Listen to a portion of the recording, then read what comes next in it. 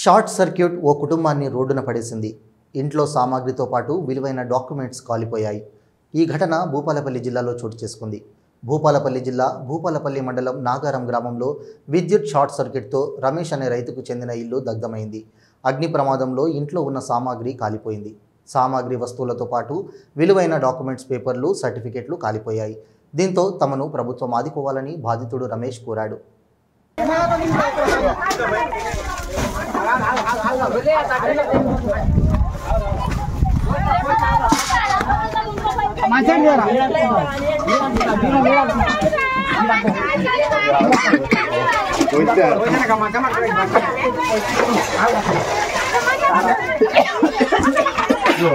अरे गाड़ी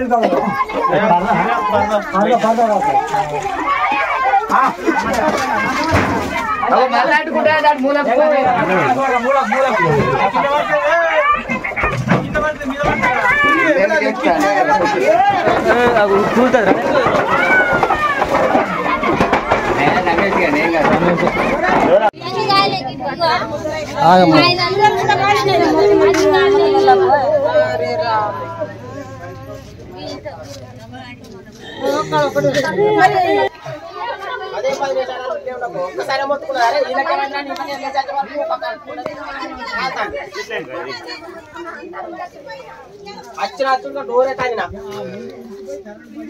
ఇంట్లో కరెంట్ విగ్రహం తాళం వేసిపోయింది.